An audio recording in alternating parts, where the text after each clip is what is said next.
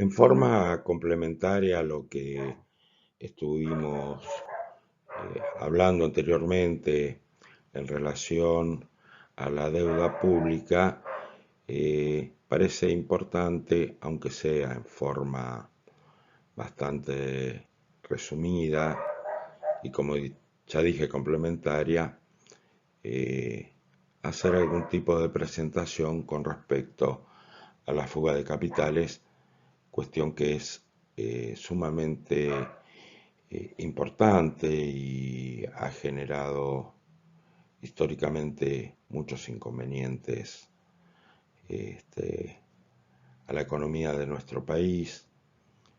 Siempre estuvo ligado a los procesos de alto endeudamiento, como dijimos tanto en la primera oleada de endeudamiento que se da con el proceso de organización nacional y con la dictadura a partir del 76, luego la segunda ola de endeudamiento en la década del 90 y también, como veremos, en esta tercera ola de endeudamiento a partir del año 2016. Todos los procesos, de una manera u otra, de endeudamiento siempre han traído aparejado fuga de capitales. Esta fuga de capitales, como decimos, están vinculadas con los endeudamientos justamente porque estos flujos de capital entran y como no hay ningún tipo de reglamentación, entran dentro del sistema financiero, hacen una diferencia y luego se vuelven a, ir o a paraísos fiscales o a las casas matrices si son empresas multinacionales, o simplemente a bancos que tengan algún tipo de secreto bancario que les permita justamente mantener estos grandes montos de dinero. Es importante justamente ver el tema de la fuga de capitales porque siempre que uno mira cuáles son los cálculos de las divisas de argentinos fuera del país, más o menos uno ve que son montos similares a la deuda pública. Y cuando uno ve cómo surgen los procesos de endeudamiento, ve cómo los actores involucrados en el endeudamiento son de una manera directa o indirecta los mismos que van a tener en otros lugares del planeta estos grandes capitales o estas grandes cantidades de divisas. Como dijimos, a partir del año 2016 y a partir de otorgarle, pagarle a los fondos buitre este reclamo de ese 7% que había quedado fuera de la renegociación, Argentina, que había tenido una relación deuda-PBI saneada, luego de un gran esfuerzo y de la renegociación, como vimos, del 2005 y 2010, va a estar en condiciones de entrar nuevamente en el mercado de capitales. Esta entrada en el mercado de capitales va a hacer que a partir del año 2016 nuevamente se genere un proceso de endeudamiento. Por eso aquí planteamos que se generaría una nueva etapa en la fuga de capitales. Cuando nosotros hablamos de esta nueva etapa, podríamos tener algunas precisiones políticas de lo que significó y cuáles fueron los posicionamientos en aquel momento. Macri decía, la decisión de cerrar el problema de la deuda con los holdouts es una condición clave para construir la confianza que queremos generar. Es difícil que un vecino nos preste su pala si todavía no le devolvimos el rastrillo que nos prestó hace un tiempo? Desde ya el problema es bastante más complejo.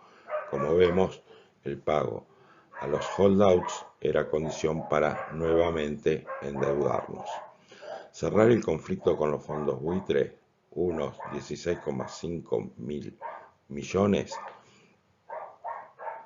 fue consagrada como la más importante de la historia de un país fronterizo, récord que solo fue superada por Arabia Saudita unos meses después. Y el endeudamiento no cesó en 2017, el gobierno continuó endeudándose en dólares con bancos privados, actores locales, con letes e internacionales a través de la colocación de bonos a 5, a 10 e incluso hasta 100 años. Y, curiosamente, se eleva a la Argentina al rango de país emergente justamente para que pueda acceder más fácilmente a los mercados de capitales.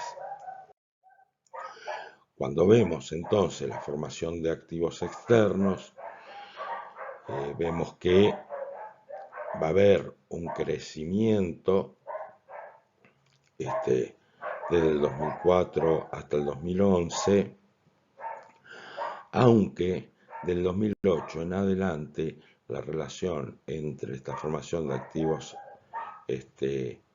externos con respecto al Producto Bruto va a tener una tendencia decreciente. Es decir, ya más allá de las situaciones que hicieron que hubiera un proceso de desendeudamiento, seguía habiendo en algún punto formación de activos externos, pero esta formación de activos externos hasta el año 2011 estaba más relacionado con una situación en la cual Argentina tenía saldos de balanza comerciales positivos, se hablaba de los superávit gemelos, había una fuerte afluencia de divisas, y estas divisas, en lugar de quedar en el país, en muchos casos se fugaban. No hubo un proceso de endeudamiento fuerte del 2004 al 2011, pero sí se mantenía la fuga.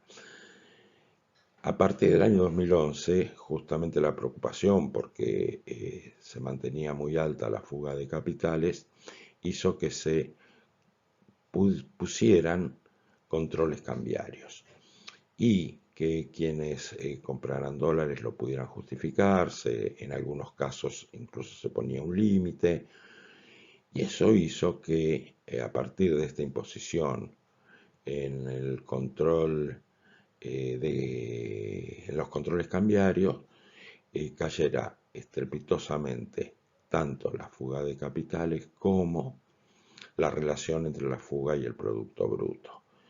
Incluso en el año 2013 va a haber un retorno de divisas al país, es decir, como vemos en el gráfico, este flujo de activos externos va a ser negativo, por lo tanto son flujos que entran al país.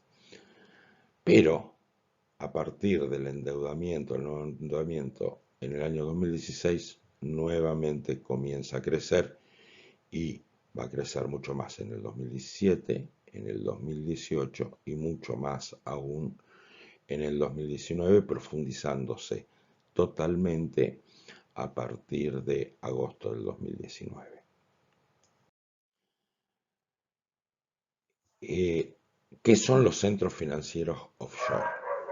Son mercados en los que los operadores financieros tienen permiso para tomar fondos de no residentes e invertir o prestar este dinero a otros no residentes, sin regulaciones ni impuestos. Digamos, estos centros financieros offshore justamente van a ser destinos apreciados para poder realizar las fugas de capitales.